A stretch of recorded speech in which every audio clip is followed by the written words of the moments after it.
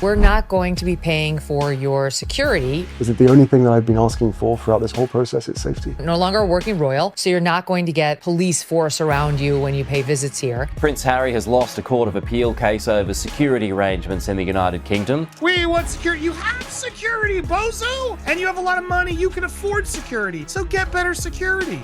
You know, Trump says he hates the way that Harry dealt with the late Queen, and judging by his friendliness towards King Charles, he won't appreciate the way Harry continues to run his mouth against the monarchy today. Harry is clearly not okay, and I agree. Harry probably needs to seek some sort of therapist to help him with whatever issues he's going through, because I don't think Meghan's going to help him. She's in her complete own world. He's a duplicitous, self-centered, vile, disloyal hypocrite. Harry comes out and gives this interview in which he not only says he doesn't know how long the king has left to live. I don't know how much longer my father has. He won't speak to me because of this security stuff. You're in America now, and we don't give a shit about you. You're not our fucking prince. Which the royal family was like, hey, let's not talk about the king's mortality because you don't know, specifically because the king has refused to speak to you since February 2024. Now that is over a year ago.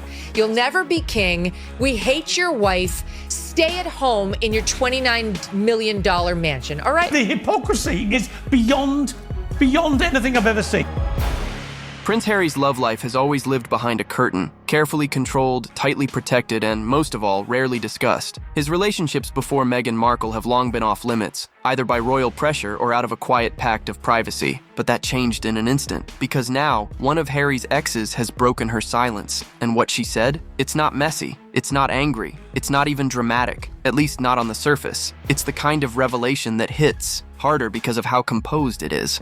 You don't get it, Harry. You're not a victim. You're a rich man who can pay for his own security. If you are really concerned about security, to your point, why are you going to Colombia? Why are you going to Nigeria? Viewers were expecting bitterness, maybe even regret, but instead, they got something else entirely. Calm, poised, surgical, and the implications. They're setting off alarms not just in celebrity circles, but deep inside the palace itself. She didn't name names, she didn't lash out, but she did say enough to get the internet spiraling. Every word has been picked apart, reposted, and reinterpreted, because this wasn't just some nostalgic reflection. According to insiders who know how these royal-adjacent interviews work, it felt timed, strategic, like a quiet opening salvo in a much bigger game. And what's more, she didn't dismiss Harry. She didn't slam him or call out the royal family directly, but she did question the path he's on now. And that's the part that has everyone talking, because for years Harry has controlled the narrative. The boy who lost his mother, the rogue prince who walked away from duty, the romantic who followed love across the ocean. But now someone who actually knew him, before the brand, before the Netflix specials, before Spare, is giving a different perspective. One that suggests maybe, just maybe, not everything we've been told about Harry's past or his present is the full story. Americans feel like Prince Harry is an emotional con artist who fabricates and exaggerates hardships to exploit compassion. And here's the twist. It's not just fans reacting. The timing of this statement comes as the UK is grappling with a full-blown royal crisis. Parliament is moving. Titles are on the line. And suddenly, Harry's ex isn't just a voice from the past. She might be the first domino in a very public unraveling. The question that's burning through every comment section, news panel, and royal gossip forum right now is deceptively simple. What was her motive? Because when Harry's ex spoke, she didn't sound vindictive. She didn't sound hurt. She sounded in control, as if every sentence had been rehearsed. And that's what has royal watchers on edge. Because when someone speaks with that kind of restraint, it usually means one thing. They know more than they're letting on. Her comments weren't just vague pleasantries or recycled anecdotes. They hinted at deeper concerns, without ever crossing a line. She praised Harry's warmth, but questioned whether he had fully escaped the systems that shaped him. She sympathized with the pressures he faced, but subtly suggested that he might be running from ghosts instead of facing them. And perhaps most intriguingly, she never once mentioned Meghan's name. Not once. Which, in this media environment, speaks volumes. It wasn't a swipe, it was a silence that felt loaded. Some are calling it a quiet defense, others are calling it a red flag, but either way, the timing is hard to ignore. King Charles, if Prince William, Kate, anyone talks to him, it's just more content for the next book or Netflix series. This didn't come during a casual magazine feature. It came now, just as British lawmakers are openly debating whether Prince Harry should lose his HRH and Duke of Sussex titles. And the fact that she chose now to speak, that doesn't feel like coincidence. It feels coordinated. Speculation is swirling that this ex may be part of a larger reckoning, that maybe, just maybe, those who once knew Harry are stepping forward to say, this isn't the man we remember, and whether it's to help him, hurt him, or simply reclaim the narrative from his bombshell memoir, nobody knows. But what's clear is that this is the first time someone close to Harry, outside the institution, has gone public with anything. And while her words were soft, their impact is thunderous, because they add a new layer to the royal crisis that's already spiraling out of control. And if you thought that was intense, just wait, because the person who may have taken this personally, Meghan Markle herself. She wasn't named, not even once. But make no mistake, Meghan Markle was the shadow lurking behind every syllable of that interview. The calm tone, the subtle phrasing, the restrained but emotionally pointed delivery. It all read like someone carefully threading a needle. And the needle was aimed straight at Meghan. Or at least, that's what the internet thinks. Because in the world of royal narratives, what you don't say can be louder than what you do. Let's break it down. Harry's ex talked about choices made for love that sometimes backfire, losing yourself in a relationship built in the spotlight, and most notably, when someone trades identity for rebellion, they don't always realize the cost until it's too late. Harry has been desperately trying to connect with his father and brother through old friends and retired courtiers. Neither have taken the bait. Read between the lines, and that doesn't sound like a dig at Harry. It sounds like a warning about Meghan, a very public, very polished warning that paints Meghan not as a villain, but as a catalyst, a force that may have pulled Harry into waters he wasn't ready to swim in. And here's where it gets even messier. The reaction online has been electric. TikToks, YouTube breakdowns, Instagram story threads, everyone's dissecting what this ex really meant. Some say she's jealous, others argue she's trying to protect Harry without dragging him. But a growing number believe this is a chess move, a preemptive strike from someone who stayed silent long enough and is done watching the circus from the sidelines. What's strange is how Meghan hasn't responded. Not a post, not a quote, nothing. Which is unusual for a woman who's made a career out of reclaiming her voice. Her silence now feels strategic, like she's waiting, watching, calculating her next move. And with growing pressure from both the public and Parliament to strip their royal titles, this might be the moment Meghan realizes that the support system she thought they had might be cracking. Because when even an ex from Harry's past starts raising red flags, softly but unmistakably, it sends a message that the fairy tale image is no longer bulletproof. And that's when the real fallout begins. While Harry's ex may have just dropped the first whisper, Parliament came in with a roar. This isn't tabloid chatter anymore. It's official, and it's snowballing fast.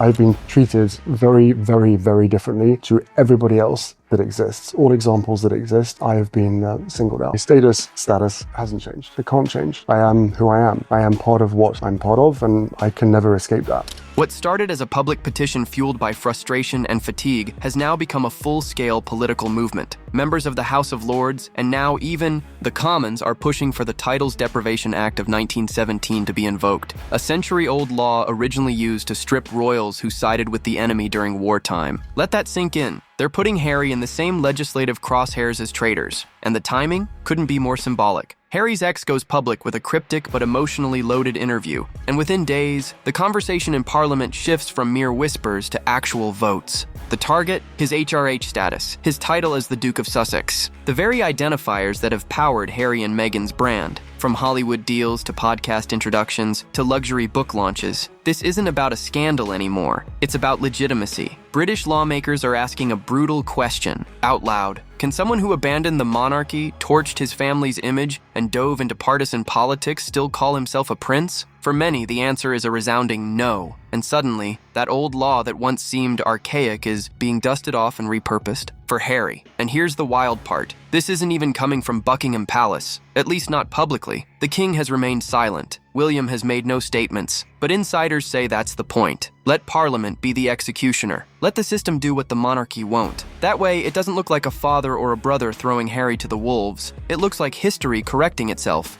I don't know how much longer my father has. He won't speak to me because of this security stuff. Father, he tells the world now isn't talking to him and disingenuously claims it's only because of his security issue when, of course, it isn't. Meanwhile, Harry's team is reportedly furious. Behind the scenes, sources say he sees this as a coordinated attack designed to strip away the last piece of royal identity he has left. And if his ex's words shook the walls, Parliament's actions are tearing them down. He hasn't said a word, no press conference, no statement, not even a carefully worded leak to the tabloids. But Prince William's silence? It's not apathy, it's permission. According to royal insiders, William has made it clear behind palace walls that he won't stand in the way if Parliament strips Harry of his royal titles. And for a man who once walked behind his mother's coffin with his little brother at his side, that silence feels like a final, ice-cold goodbye. Multiple reports claim that William has grown increasingly frustrated, not just by Harry's public attacks, but by the hypocrisy he believes Meghan and Harry have built their brand on. One insider called it brand betrayal. Another said William views Harry's actions as a deliberate attempt to weaken the monarchy from the outside, using titles, family trauma, and royal secrets to create a commercial empire.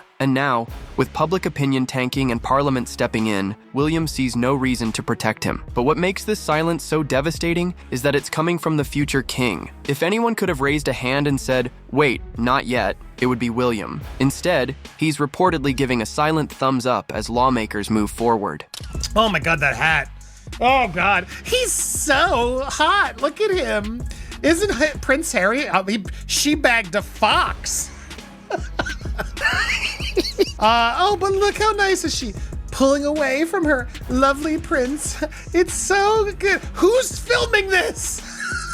It's not just a personal choice, it's a strategic one. Because to William, this isn't about family drama anymore. It's about preserving the crown. The image of the Fab Four, the perfect modern royal unit, has completely collapsed. And while Meghan often takes the heat in the media, it's Harry who William sees as the architect of the implosion. From the Oprah interview to the memoir to Netflix, it was always Harry setting the tone and dragging the monarchy along with him. That kind of betrayal, in William's world, it's unforgivable. And let's not forget, this is the same William who has kept his own scandals airtight, who learned early how to survive in silence. So when he chooses to say nothing while Parliament guts his brother's royal identity, it's not weakness, it's precision. It's a crown prince letting the system speak for him. And what it's saying is brutal. You broke the rules. Now face the cost. If there was one moment that turned murmurs into outrage, it was this: a podcast basket, a seemingly harmless gift from Meghan Markle, sent to a host after an interview. But it wasn't the snacks or the handwritten note that grabbed attention. It was the card. It read, "With the compliments of Her Royal Highness, the Duchess of Sussex." 3 letters, HRH. And suddenly, the fury exploded. Let's rewind. When Harry and Meghan stepped down from royal duties, it was agreed they would no longer use their HRH titles in any official capacity. That wasn't a casual request. It was a condition set by Queen Elizabeth herself,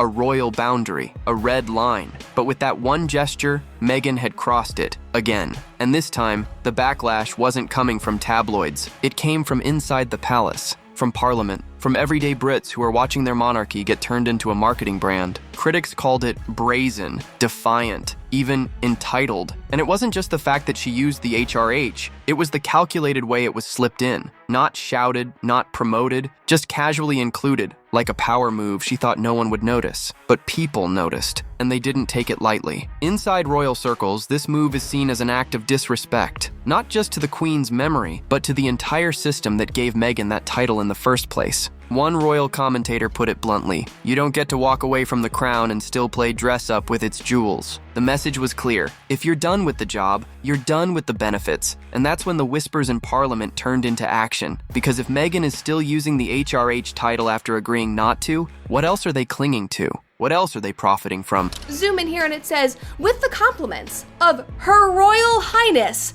This wasn't just about etiquette, it was about honor, precedent, and the slippery slope of title laundering. And now, with Harry's ex stirring the waters and the UK fuming over every slip, the pressure is at a boiling point. This isn't just about the monarchy anymore, it's about accountability. At first, it was just frustration, whispers at dinner tables, viral rants online, polite eye rolls whenever Harry or Meghan's name popped up in another Netflix deal or podcast press run. But then came the petition. And what started as a digital outcry has now become a political thunderstorm. Tens of thousands of British citizens, many from Harry's own dukedom of Sussex, are demanding that his titles be legally revoked. And they're not just venting, they're using the full weight of constitutional process. The petition was launched quietly, but it spread like wildfire. What caught everyone off guard wasn't just the numbers, it was the tone. It wasn't performative outrage, it was exhausted fury. People weren't just saying, "We're annoyed." They were saying, "We've had enough." One elderly woman from Sussex put it best: "He doesn't represent us anymore, he represents himself." That line hit like a sledgehammer, because it voiced what so many had been feeling for years, that Harry had stopped being a symbol and started being a brand. And Parliament listened. Across both the Lords and Commons, momentum started building behind a single piece of legislation,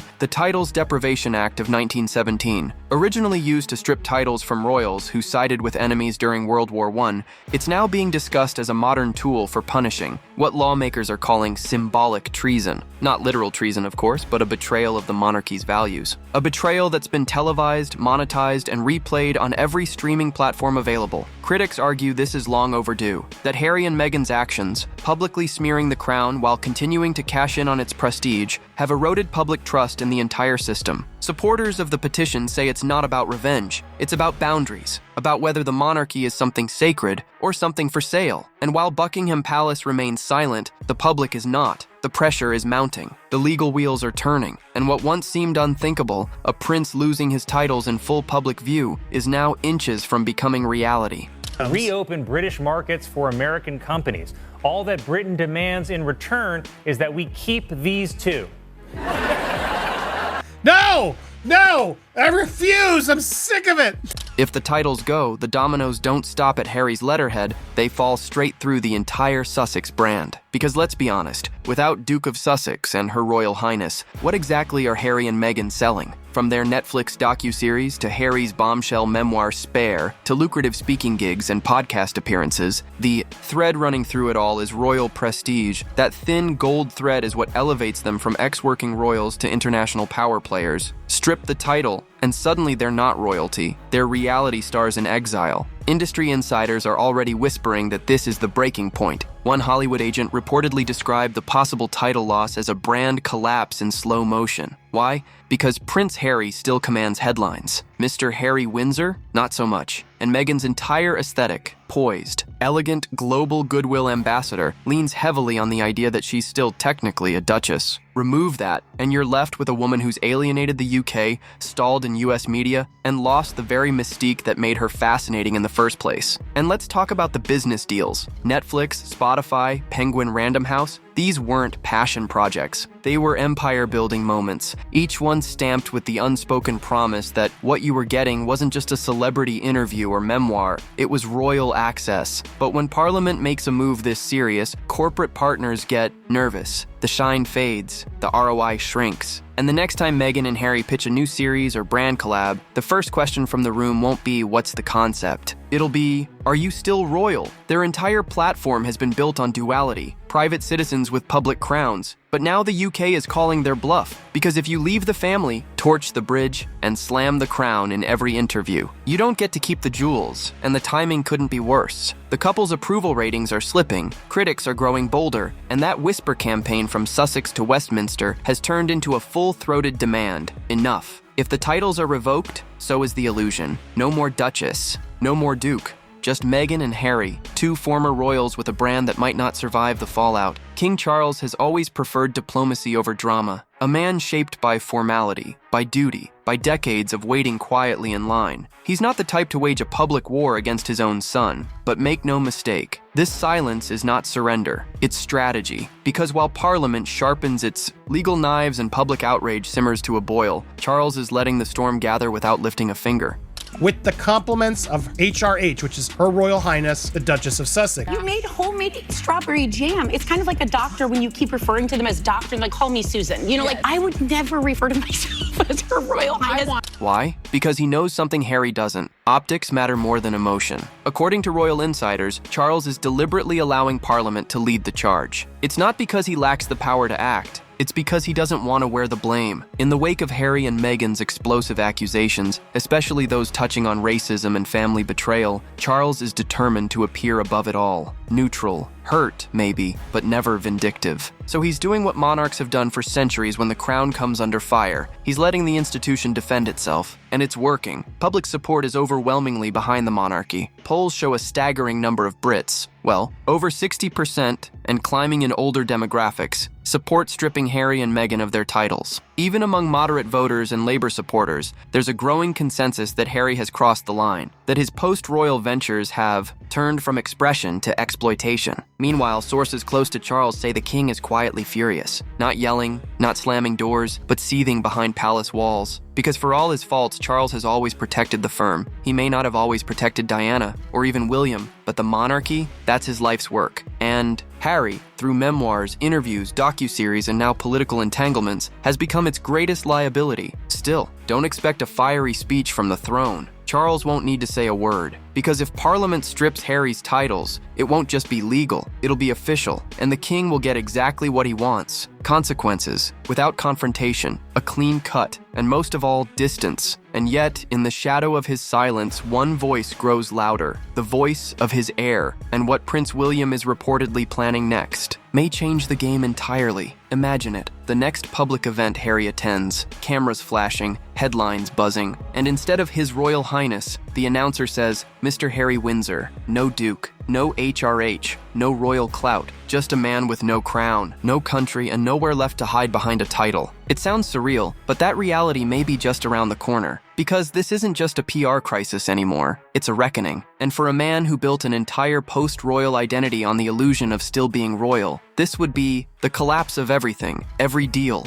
every interview, every podcast and tell-all memoir. They all lean on one central asset, royalty. But if Parliament succeeds in revoking the titles, Harry doesn't just lose a name, he loses the core of the brand. And suddenly, the prince who walked away from duty but kept the perks becomes just another celebrity with a controversial past. No mystique, no lineage, just headlines, and most of them unflattering. And what's worse, he won't be able to spin it as a brave choice, because this isn't Harry giving up his title, it's the crown, through the will of the people and the force of law, taking it from him. And the symbolism of that move cuts deeper than any interview ever could. After years of blaming the institution, cashing in on trauma, and accusing his family of betrayal, it's Harry who ends up on the receiving end of royal exile. Even Meghan, who once carried the image of a modern duchess with global promise, is now tied to this downfall. Her image, her podcast, her partnerships, everything is wrapped in the language of royalty. Remove the title and what remains is no longer unique. Just another celebrity story about fame, fallout, and broken ties. And here's the most poetic part. This entire tidal wave of backlash may have been triggered not by a scandal, but by a whisper. A quiet, well-timed comment from a woman who once knew Harry before the noise, before the brand, before Meghan. Her voice may have been calm, but the storm it unleashed? Historic. So now the question echoes across the UK and beyond. When you abandon the institution, attack it, and sell its secrets, do you still deserve to wear its crown? For many, the answer is finally clear. And if the title vanishes, if Parliament passes the vote, then what's left isn't a prince. It's a man who traded legacy for attention and watched both slip through his fingers. But what do you think? Should Harry be stripped of his titles? Or is the royal family going too far? And does this ex know more than she's letting on? Hit like, subscribe, and stay tuned. Because the next video on your screen is waiting. And trust me, you won't believe what's coming next.